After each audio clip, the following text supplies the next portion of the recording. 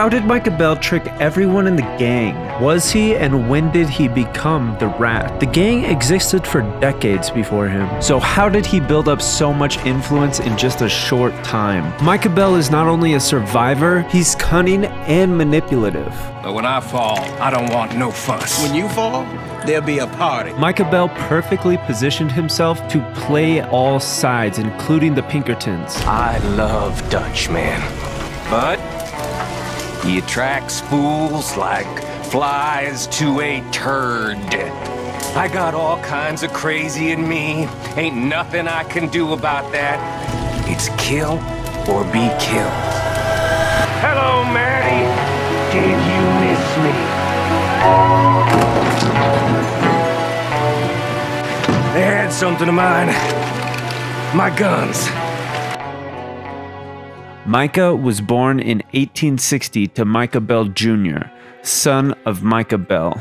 We can gather information in-game which lays out his childhood pretty clearly. Micah's father, like him, was a ruthless gunslinger. We know for a fact that from an early age, Micah Bell was taken into the criminal life by his father, with newspaper clippings talking about how his dad was on the run for murder. And here is what Micah Bell himself has to say about his father.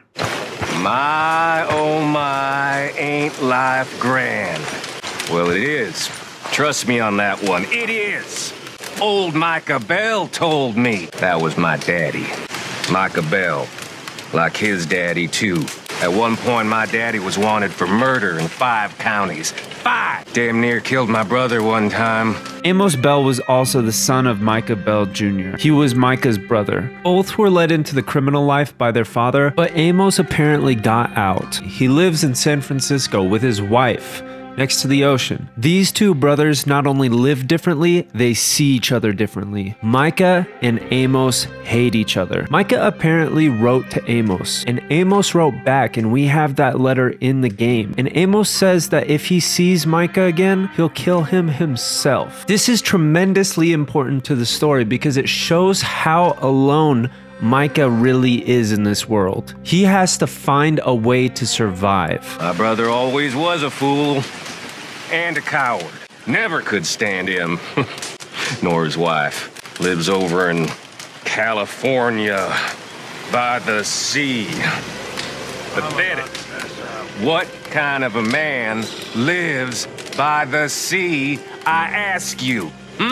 Micah does end up meeting 2 gunsmen who he relies on a lot. You might know them from later in the game, Cleet and Joe. For Micah, these guys were probably the only people that he relied on. That was until he met a man trying to sell gold. That man being Dutch Vanderlyn. The deal goes sideways for Dutch. Micah sees it, he jumps in, and he saves Dutch's life. This moment right here is the most important part of the story. This means that Dutch owes Micah, but Micah doesn't owe Dutch anything. But you've never told us where Dutch met you. Micah? He crawled out of the outhouse one day and Dutch was so amazed he asked him to stay. I like that. I like Dutch, but he didn't save my life. I saved his. Maybe he never told you, but fact is, I stopped him getting killed in a bar fight in Crenshaw Hills. He's trying to sell some gold you boys had stolen, annoyed some locals. So, I saved his life. Dutch owes Micah. Not only does he owe Micah, but he now trusts Micah in a way that he might not trust anyone else. The gang has been around for a long time, but it's obvious that Dutch's mind is becoming a little bit paranoid. In fact, this is so uncommon that the other gang members don't believe Micah when he tells this story. No, that ain't true. This puts Micah Bell at an incredible position right from the beginning with Dutch Vanderlyn. This is kind of out of character for Micah. As somebody whose only goal is to survive, it is kind of weird, but you have to think. Micah was in the crime life for a long time. He probably knew exactly who Dutch Vanderlyn was. This wanted poster can be found in Micah's camp. Maybe he thought he could get a good connection out of this, or some gold, but it's also possible that he had a roundabout plan on bringing Dutch Vanderlyn in, because Dutch by this point had a big bounty on his head. Micah had every reason to use this as an excuse to get close to Dutch. Micah's new position in the game is interesting. Dutch's right-hand men, Arthur and Hosea, do not like him. Neither does anyone else in the gang. You don't like me much, do you? No, not much. When you're dead, I'll miss you. I don't imagine the feeling's mutual. But I don't think that Micah cares. He's super aware of the position that he's currently in. What are you looking at? I ain't quite sure.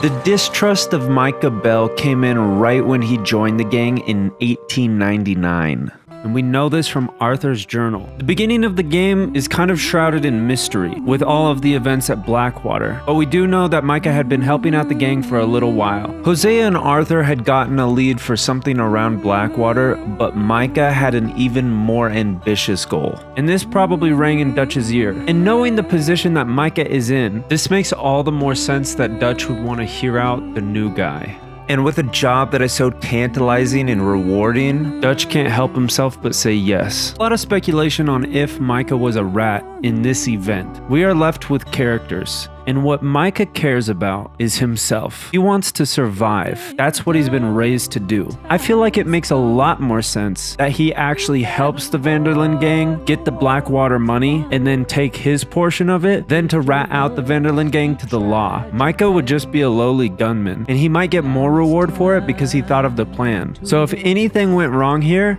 the infamous Dutch Vanderlyn is going to take the heat for it. And we all know how the Blackwater event turned out. It was a complete massacre. Law enforcement, the Pinkertons, they were just ready for it. This has less to do with the themes of betrayal and more with the fundamental theme that times are changing. And the gang wasn't ready for a city like this.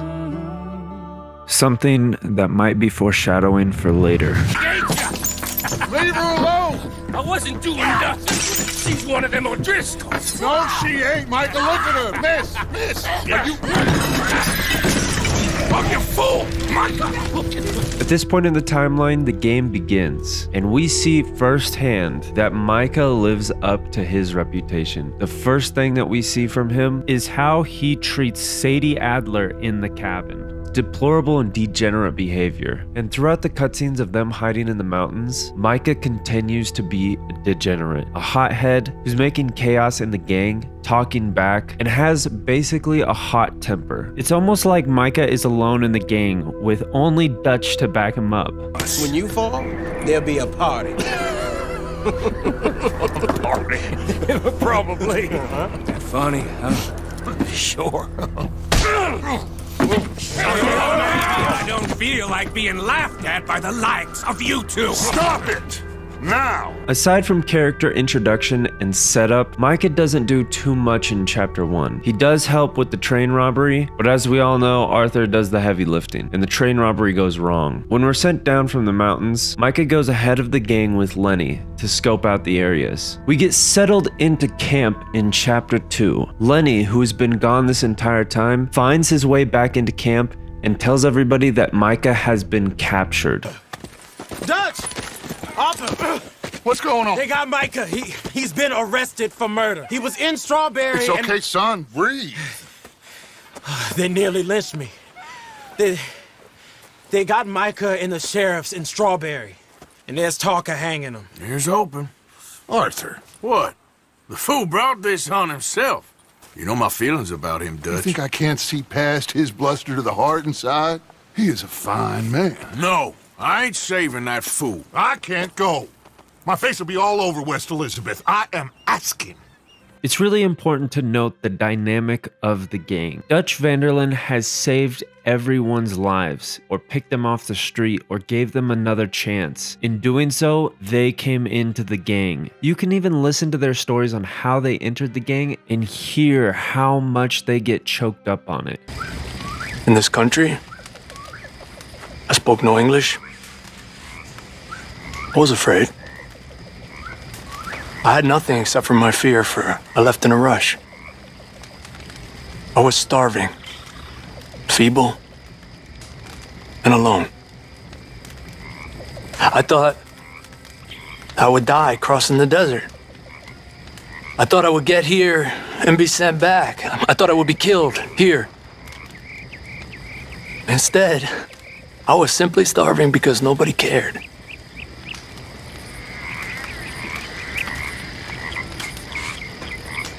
And then I met Dutch. I was stealing chickens and he, I met him doing the same. And we laughed. He took me in and he fed me. Look, I make no bones about it. Dutch, he saved my life. When I was lost, he found me, and he saw something in me.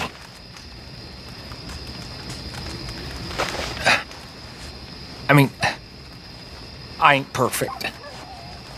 Maybe I'm a long, long way from perfect, all right? I'm just a big, flawed, dumb American, and I know it. But when I'm with him, I feel I can do things. Like I can be someone. Let's contrast these stories with the story that Micah tells. It really shows why Dutch values Micah so much. I heard all you fools drone on. I mean, you ain't fools, but you sound foolish. I like Dutch, but he didn't save my life. I saved his. Maybe he never told you, but fact is, I stopped him getting killed in a bar fight in Crenshaw Hills. And you get Micah out of that jail. We are only starting to see the cascading effect that Micah has on Dutch and how much Dutch actually appreciates him. Arthur goes to Strawberry, but the sheriff is adamant that Micah will hang with the O'Driscoll that he was with, so Arthur needs to find another way. Did you? You going to get me out of here? I ain't decided yet. Real funny. Oh, I ain't joking, cowpoke. I heard so much bluster out of your mouth these last 6 months. And now, I got an opportunity to watch you be silenced. Well, you gotta do something. Why? I always looked up to you, Arthur. The dynamic between these two is interesting, but Micah does play to what Arthur wants to hear. Now this might be true because Arthur is a tough man just like Micah, but it also shows how cunning Micah actually is. I think Arthur definitely sees through this, but Micah knows how to play the situation. Micah immediately kills the O'Driscoll that he was paired with, and he starts to shoot up the entire town. It's crazy behavior, and something that was very unexpected. There was no talk about it beforehand. It just happened. Not only that, Micah goes into a house. There he kills an O'Driscoll and his wife, just to get his guns back. As somebody who wants to survive, this action is kind of puzzling. You would think that he just wants to get back to camp, but Micah has on his pistol, "Vengeance is hereby mine," and it explains all of his behavior in this situation. I think we finally lost him. I hope so. I'm giving you a holster. It's my way of saying thank you. And thank you. There I was, having a dull day only for you, to liven it up by letting me help you shoot up half a town. We learn more about Micah in this scene. As a way of saying thank you and quelling Arthur's anger, Micah gives him a satchel. And then he says, "I'm not coming back to camp yet. I have to get something of value for Dutch." Micah is somebody that doesn't just rely on the relationships that he has. He buys the relationships that he has. He gives out favors. He saves Dutch's life. He asks Arthur to help him get a score so he can come back to Dutch with it. Micah might be alone in the world, but he has strategy on how he goes about his relationships, which makes it all the more interesting when we find a wanted poster at his camp and we go help him out. Dutch said you was a big shadow cast by a tiny tree. I don't even know what that means. I thought you was a tough boy. Not one of those gentlemen trying to protect his riding clothes. I just know whenever things get real, you turn yellow and lose your head. Yellow. Sure seems that way. So I guess you won't be riding with me to rob the banking coach comes about this time into Strawberry. I heard one of the O'Driscoll boys yapping about it while I was inside. You and me? Do a robbery? That's what I said, didn't I? After you. On the way to the robbery, we ask Micah just what he was up to with Lenny down here. To which Micah responds, he was tying up a few loose ends. This was presumably about the O'Driscolls. He was locked up with an O'Driscoll, he shot some more O'Driscolls in town. It's really hard to think that Micah was a rat at this point, or that he was tricking anybody, because he did end up in jail. I think if he had to deal with the police, he would have gotten out by himself. So I don't think that he was a rat at this point, but going forward in the story, I'm not so sure. We robbed the stagecoach with Micah, and while trying to drive the stagecoach back to the camp, Micah says something interesting. Not to mention, we ride back in with a big take and a new wagon to boot. Dutch can't say we ain't pulling our weight no more, can he? I ain't sure I trust this new act of yours one bit. Listen, I know we got off on the wrong foot, but I got no beef with you. I reckon we're a lot alike, you and me. Now, hold up there. Dutch knows I'm a feller that gets things done, same as you. Gets things done. You shit! Now we're being robbed! Get across the river! But before we really get to think about it, we are ambushed. This scene also makes it seem like Micah does care about Arthur. Come on, Arthur, get out of there! Shit. Micah and Arthur get their take, they go their separate ways, and they plan to meet back at camp. Now with something in their hands to show Dutch. I'd say we're golden here, Morgan. Look at that. Make sure the gang gets its piece. Yeah. Like I said, big shadow, tiny tree. Now that Mike is out of jail and he has his gift to Dutch, we are about to see a new era of Micah's behavior. One of the things that Micah does first, he suggests that the gang move to Dewberry Creek. This is a wide open meadow in-game, and not a very good hideout for the gang. Some people have speculated that Micah wanted to thin the herd and organize a raid, but it's entirely possible that Micah is just stupid. Once again, a coincidence. We don't have a lot of evidence. And the boys move on to Clemens Point. Later on, Micah and Dutch tell Arthur about a plan. Not to rob the Braithwaites, not to rob the Grays, but to rob both of them. Another brave plan by Micah Bell. The Gray family. Scots, degenerates, drunkards, the local law. You couldn't make this stuff up. Rich as Croesus. And on the other, their mortal enemies, the Braithwaites. Moonshiners, hypocritical, both rolling, we believe, in gold. So what you boys thinking? We try to rob them both. You sure? Why not? Because we got lawmen in 3 different states after us. The strain between Dutch and Arthur is becoming more and more apparent. Arthur is thinking more about the gang's people, their lives, their livelihood, and how this is all gonna affect them. He wants to lay low, maybe get some money, and be smart about this situation. Dutch cares more about the Vanderlyn gang, not necessarily about the people's lives that make it. And right now in the story, Micah is talking to Dutch in a way that Dutch wants to hear. He wants to hear these big plans. He wants to hear these bold moves. And Arthur just isn't filling that for him. As the rift between Arthur, Hosea, and Dutch grows, the bond between Micah and Dutch becomes stronger. There's been a lot of sketchy things that happened with Micah so far. But we are about to see something that is truly head-scratching. Pearson is talking to Dutch about a meeting with Colm O'Driscoll, saying that he wants to settle things for good, on friendly terms. They want a parley? It's a trap.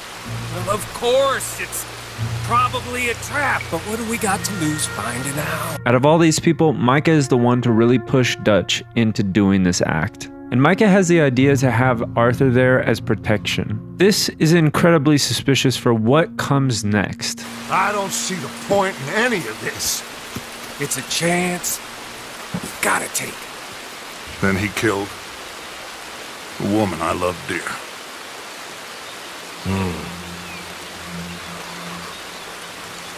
As you say, it's a long time ago. Dutch. Let's go. You and me, with Arthur protecting us, no one else. I ain't costing lives here. I'm saving them. What did you say? We had Pinkertons coming after us? Because of Blackwater? And Leviticus Cornwall and his private army. This interaction is very interesting for one reason. Somebody knew where Arthur was going to be and they came up from behind and whacked him. It was Micah's idea for Arthur to be there for protection, and at the end of the day, Micah told him where to be. We all know that Micah has connections with the O'Driscolls, and I don't think that he really cared that Arthur was missing afterwards. So the question is, did Micah set this up? We don't really have a lot of information to say that he did or didn't, and we can't concretely say that he did or didn't. Micah Bell's story is so interesting because he always seems to be at the right place at the right time or the wrong place at the wrong time. You can't really tell if he's going with the flow of things or if he is creating the flow of how everything is happening. So here's my opinion on the event. We don't really have information to say that Micah did one thing or the other, but we do have information about the O'Driscolls. They've been a gang for a long time, and they're not dumb, so it's entirely possible that they set themselves up with really good defense in this situation. They saw Arthur with a gun, and they couldn't take that risk, so they took him out.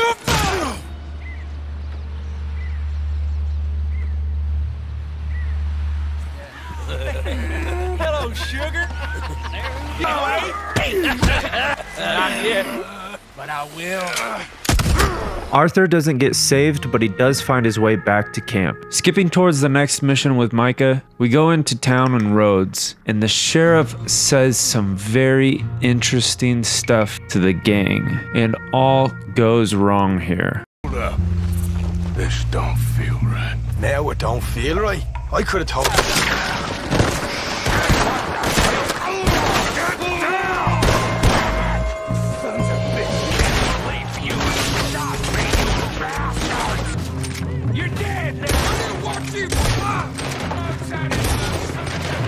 Sheriff Gray!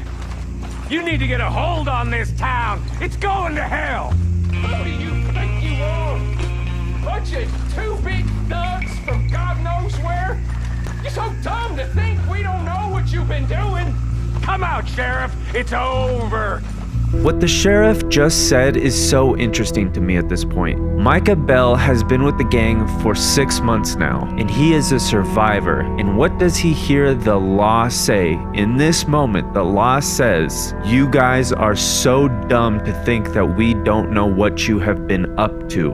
Micah Bell, who is a survivor, I can't help but think that in this moment, he starts to think, maybe I'm on the losing side. Maybe this is the point where Micah Bell's gears start turning and he starts to think, maybe I should be on the law side. Maybe I should start talking to them. Maybe I should start switching things up and how my approach is going to be. And I think this is the moment where he starts to play all sides of the spectrum. Plain when things don't work out.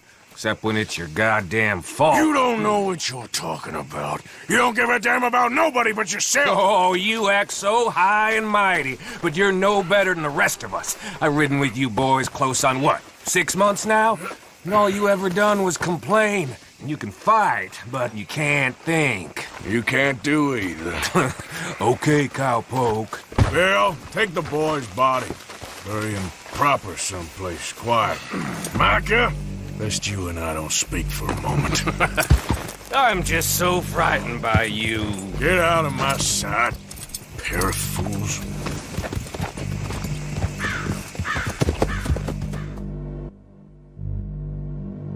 What a goddamn mess we're making of things.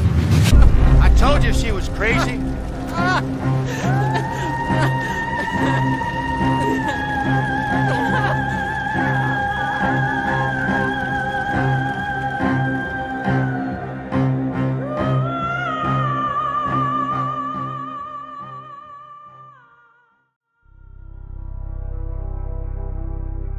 Pinkertons show up into camp, with Lenny escorting them, and they are looking for one person and one person in particular.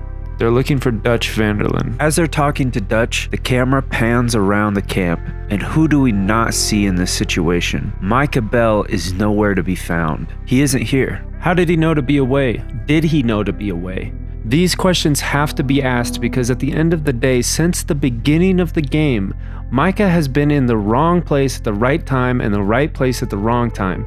And this cinematic is no exception. The Pinkertons show up, get a good look at everyone in the gang, tell them that they're basically screwed, but they only want one person. The person that Micah Bell has a wanted poster for. I don't want to kill all these folk, Dutch.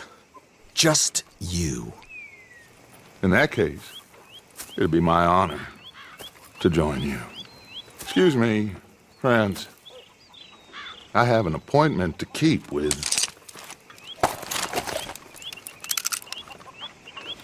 Stop following us. We'll be gone soon. I'm afraid I can't. And when I return, I'll be with 50 men. All of you will die. Run away from this place, you fools! Run! Come on. Get your damn hands off of me, boy.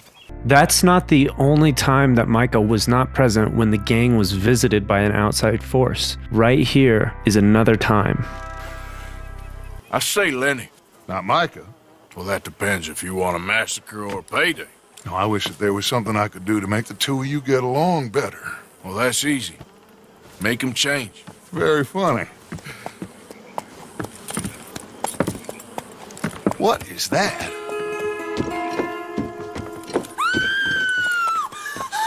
The gang gets attacked by the O'Driscolls, and Micah is nowhere to be seen during this attack. Except for Karen here. Poor kid. Mr. Swanson, would you take this boy and bury him someplace near, but not too near? Of course. What are we doing next, Dutch? We just need money. One more decent take, and we're gone. Dutch is obsessed with continuing the gang's lifestyle, which pushes him away from Arthur and Hosea and leaves him open to Micah's manipulation. Arthur, if it's business, well, business is business. Angelo Bronte stands between us and our future. You'll damn us all. Just as I said before, Dutch is obsessed with continuing the gang's activities while Hosea wants to draw back, and probably so does Arthur. And against Hosea's wishes, Dutch convinces Arthur to help him go after Angelo Bronte. Angelo Bronte is an important figure in Saint Denis, and he has connections to all of the police around. Whether there was a rat or not, you have to admit that this was an incredibly stupid move to do right before they start robbing a bank in Saint Denis. Every problem we had was because we did not execute properly. Even Blackwater, from my understanding. You're right. Head in hard, stay calm. They won't be expecting us. As we all know, the bank heist went incredibly wrong, and so many people online have speculated that Micah was the rat during this time. But even Agent Milton says that it wasn't, it was after Guarma. So what happened during this heist? In my opinion, just like Blackwater, they just weren't ready for the kind of retaliation a city was capable of. And it's not like the city wasn't aware of what they were doing. Just like the sheriff said back at Rhodes, are you guys really that dumb to think that we don't know what you're up to? They just took out one of the most important people in the city, Angelo Bronte, and then they immediately went for a bank heist. Do you honestly think that the police were not ready for some sort of action to happen? They might have just been really well prepared. We might be pretty far in the story, but we are only about to see the incredible chess moves that Micah Bell is capable of. Sit back and buckle up. I don't believe it. They knew we were coming. Just like your ferry job in Blackwater. Ain't nothing like that. Then we sneak on down to the docks. We get ourselves out of here. Yeah, where? Any place will do. That's all I got. We leave. We lie low. We come back for the rest in a few weeks. I'm guessing it's that. Or we die out there right now. Exactly. This moment right now is probably the most important part of Micah's story. Up until now, it's been just speculation. He's been here, he's been there, he's been at the right places at the wrong times, and the wrong places at the right times. But right now, he's deciding. The gang is in hot water right now. They just robbed a bank in a big city at the wrong time. They are leaving the country right now. The gang, let alone Micah, has never been in anything this serious before. Metaphorically and literally, a storm is coming.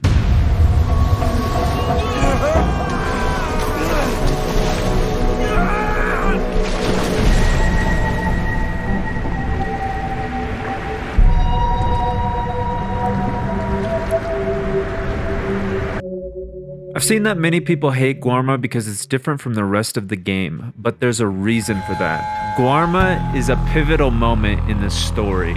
The relationship between Dutch and Arthur changes quite a bit here as Dutch becomes way more paranoid.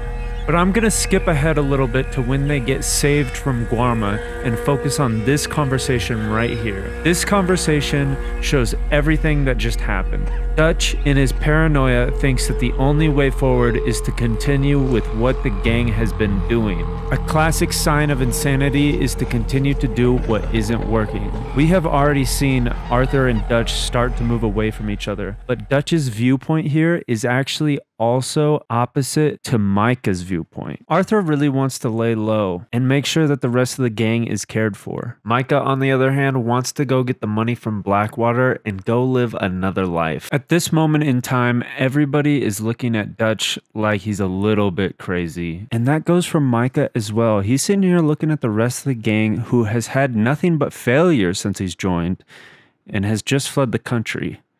And he's sitting here thinking, am I on the winning side? Send an email. Arthur, you check Shady Bell. We'll find each other eventually. We always do. And then what? Then we meet up. We gather the family, we get some money, and get the hell out of there. That's the plan. We all acting crazy. And that's not what I thought we were going to be doing here. We have been in a bad way. Listen. I will kill for my family. Any of you want to judge me for that? That's fine, but that is who I am. Anyone disagree? Anyone?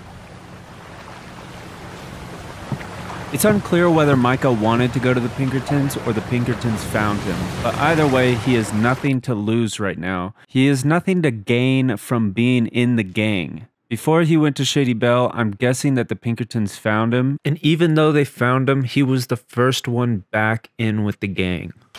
Hey everybody, look who's here. How y'all doing? Hey old man, wake up. Hey Arthur, they got John. Good to see you. Yeah, he got arrested. He ain't hung yet? Not yet. They moved him to Sisika. He's been working on a chain gang. Howdy. However, the Pinkertons must have waited until they saw Dutch go in. Somebody get me a cup of coffee or something. It was Mrs. Adler who saved us, Dutch.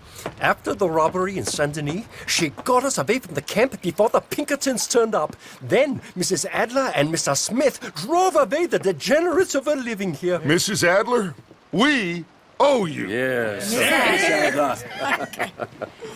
Thank you. Pinkerton Detective Agency! Already? On behalf of Cornwall, Kerosene and Tar, the United States government, and the Commonwealth of West Elizabeth... Here we go. We are here to arrest you. Come out with your hands up. Give them to a count of 5, then give them everything. Actually, let them have it. Everyone get down! This part of the story puts the gang in a very, very, very bad place, but the biggest toll it takes is on Dutch's mindset, which puts Micah in an even better place to stir the pot and manipulate things from behind the scenes.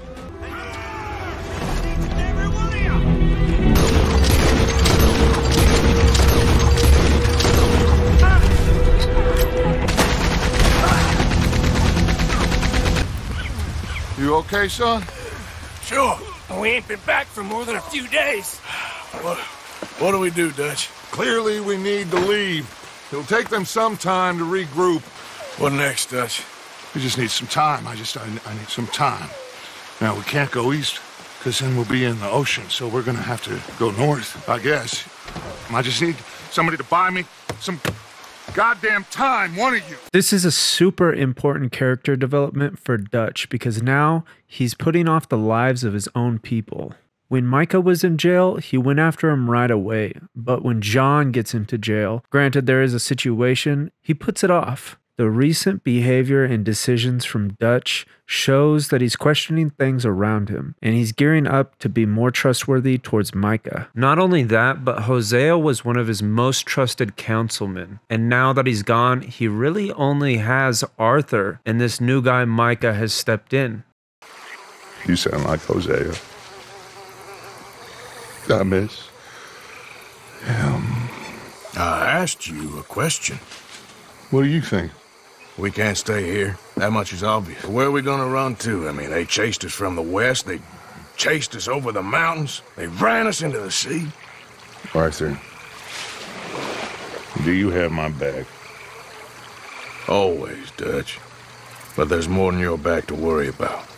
We need more money. We've been on the run for months now, and I seen you killing folk in cold blood like you always told me not to. And I'm sorry, but I can't help but think that if we There is country in Roanoke Ridge past Butcher Creek I believe we could hold. Okay. I always thought that this moment showed how manipulative Dutch was to Arthur. Right here, Arthur brings up some serious concerns that he has. And what does Dutch do? He quells Arthur's concerns with another plan, something that has been happening for decades probably. Then Arthur goes behind Dutch's back and goes and gets John himself. Back to me. We told you we would. John! What are you doing here? Loyalty, Arthur. It ain't. I had a goddamn plan! John. John. You are my brother. You are my son. I was coming for you. They was talking of hanging me, Dutch. They was talking. They was talking. Then, out of nowhere, probably the worst possible thing to happen to Dutch happens. His own lover comes out in a drunken rage and tells him that she was the rat. Pay close attention to this cinematic because it sets us up for the final blow. I won't be ignored, Dutch Vanderlyn. I am him. I ain't her. Or any of your stooges. Calm yourself. You don't owe me nothing. Miss. I don't owe you nothing.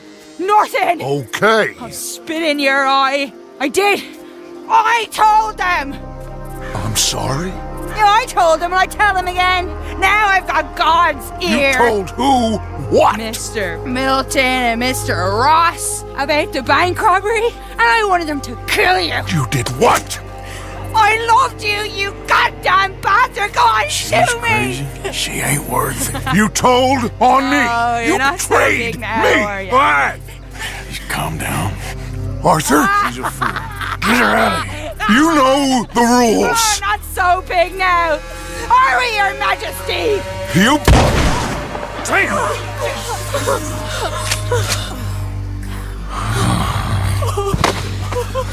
As shocking as it was to play through this, there are a lot of dynamics that are happening right now. And one of them is that Micah no longer has a scapegoat for a rat. Somebody just came forward as the rat and they killed her. So he needs to establish another scapegoat. And it's no coincidence that the mission directly after this, we meet Micah in Annesburg and he tells us and Dutch this. Micah reckons there's a rat. Oh, does he? On what evidence? He's only back a minute. Pinkerton show up. We've been on the run since you two fools went crazy in Blackwater. We barely escaped with our lives in Saint Denis. Now we got a rat. Well, Molly clearly talked, but who else? Maybe we pushed things too hard. Maybe time for folks like us is past. We don't need a rat. We got sloppier than the town drunk. I think it would be so interesting if Arthur of all people was telling the truth about this story. And in the way that I see the story unfold, I think for the most part he is, but that doesn't mean that Micah isn't the rat. And on top of that, Dutch is now very paranoid. So paranoid that you could say he's gone almost insane. He and his gang are incredibly weak right now. And instead of addressing the weakness, instead of addressing what needs to be done, he goes after the government. He goes after even more people. He expands on this bad line of thinking that started with Blackwater, accelerated with Cornwall, and ultimately to prove almost fatal with the Saint Denis bank robbery. And as the story goes on, Micah sees that his position in the gang changes over time. He sees that he has more of Dutch's ear. And for what? Dutch's gang is disbanding. Everybody is leaving. And Arthur, his right-hand man, is on their side. Of all the time we spent to run off... Well, I guess they don't want to die, Dutch. Ain't nobody gonna... This is a tough time. And you ain't doing too well. But we, our community, we will survive. They will not crush us. I hope so. But if we let Jack and the women free, well then maybe we can... freedom for no one in this country no more, Arthur. You know, the women and the children. And John and his family. I'm afraid I have to insist. I mean, we gotta let them go, because if the Pinkertons come through again, they will kill everyone. John? Insist? Yeah. Insist. Of course, pal. Whatever you think is best, I will see to it. Huh? Now, we gonna rob a train? And Dutch does go rob a train with Arthur and John. But if we've been blind this whole time to what Dutch has been doing, now we are able to see that Dutch doesn't give a shit about John when he comes back and says this to Arthur. Where's John? I tried. He didn't make it. That patrol killed him. We had to run. Come on, let's go before another patrol turns up. Ha! Ha! This moment is setting up the final blow to Arthur's belief system. With John out of the way, there's no one to take care of his kid. Arthur is concerned with Jack becoming an orphan, while Dutch does not care at all. Neither does Micah, both considering the money and their own situation over Jack's situation. Arthur's compassion and empathy for Jack leads Arthur into the real redemption arc of the entire story and his setup to save this family in the future.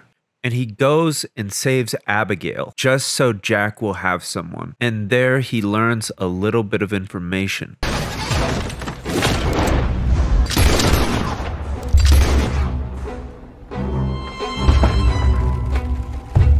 Okay, ladies, let's get out of here. Calm down, Mr. Morgan.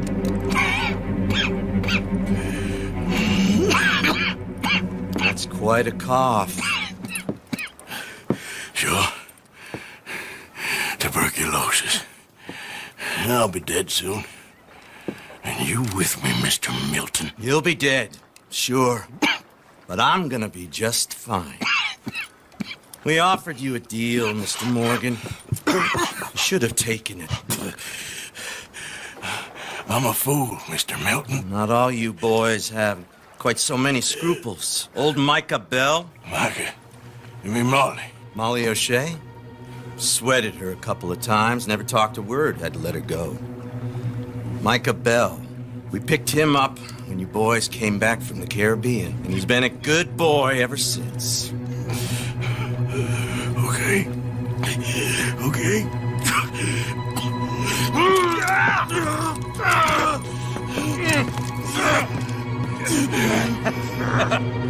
Using your strength, Mr. Morgan.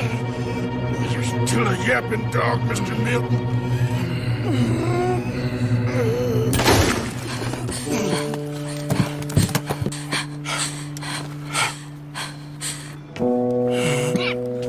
horrible man. I don't think this bit of information came as a surprise to players. I think it was a surprise on when it happened, but I don't think that it was a surprise that it was Micah Bell. After all, he seemed like a rat from the very beginning of the game. And now that we've got that concrete information and evidence, we set out to do one more thing, and that is to confront Micah and Dutch. The redemptive quality in Arthur Morgan's character sets him up for the revenge that is about to take place. Get them bags packed up quick, Miss Grimshaw. Come on, all of you. Well, we're doing our best. Hurry, we ain't got long. Hurry. We just got plenty of time, Micah. We all need to have a little chat. Blacklung, you're back. Hooray. You rats. All of you. Seems old Micah was pretty close with Milton. What the hell are you talking about, cowpoke? You talked. That's a goddamn lie. Dutch. Dutch, think of the future. Milton told me. And you believe him, Blacklung? You believe him? It all makes sense now. No, it damn well doesn't. Dutch, think. Dutch, be practical now. Dutch! John? You left me! You left me to die! My boy, I didn't have a choice. John, I didn't have a choice. Left me! All of you, you pick your side now because this is over. Oh, them years, Dutch. For this snake. Oh, be quiet, cowpoke. Be quiet. You live in the clouds. No, you be quiet, Mr. Bell, and put down your gun. There's Pinkertons coming, fast! Now! Who amongst you is with me? And who is betraying me? Bell, I'm here. Think for yourself. He's lying. He's lying! Put your guns down! God damn it! Move!